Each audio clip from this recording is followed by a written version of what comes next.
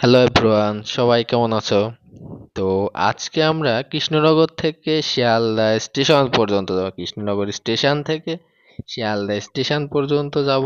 তো সম্পূর্ণ ভিডিওটা দেখো। তো কৃষ্ণনগর স্টেশন থেকে শিয়ালদা স্টেশনে কিভাবে যাব, স্টেশন ভাড়া কত, ট্রেন ভাড়া কত, কোথায় টিকিট কাটবা, কত ঘন্টা সময় লাগে, সবগুলা তোমাদের আজকে শেয়ার করব।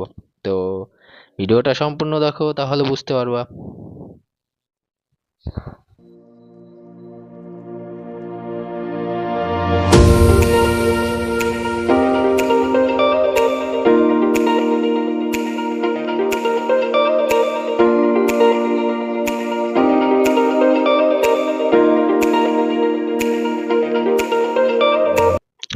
তো গাইজ, আমরা ফাইনালি কৃষ্ণনগর স্টেশনে পৌঁছে গেলাম। এটা হচ্ছে কৃষ্ণনগর স্টেশন। এই যে এখান থেকে টিকিট কাটতে হয়। এটা হচ্ছে কৃষ্ণনগর স্টেশন। তো এখন যাব কৃষ্ণনগর স্টেশনে টিকিট কাটতে ট্রেনে।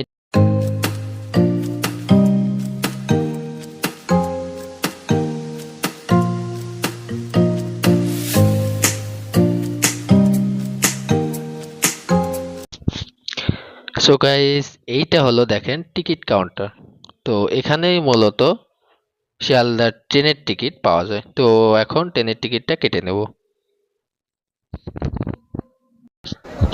সো গাইস, ট্রেনের টিকিট কাটা সারা এই যে কৃষ্ণনগর সিটি। এখানে হচ্ছে এটাই হচ্ছে রেল স্টেশন। তো এখান দিয়ে ট্রেন আসবে। তো ট্রেনের জন্য এখন অপেক্ষা। একটা ট্রেন অলরেডি আসছে, তো এই ট্রেনে আমরা যাব না, কারণ এই ট্রেনটা অনেক লেট করবে। এরপরে যে ট্রেনটা আসবে সেই ট্রেনটাতে আমি উঠবো, কারণ এই ট্রেনটা অনেক লেট করবে। আর পরের ট্রেনটা ওই পাশে আরেকটা ট্রেন আছে, তো ওই ট্রেনে আমি উঠবো। তো অবশ্য সিট পাওয়া যাবে না। আপনারা লক্ষ্য করবেন যে এই লোকাল ট্রেনগুলা সিট পাবেন না, শুধুমাত্র দাঁড়াই থেকে যেতে হবে।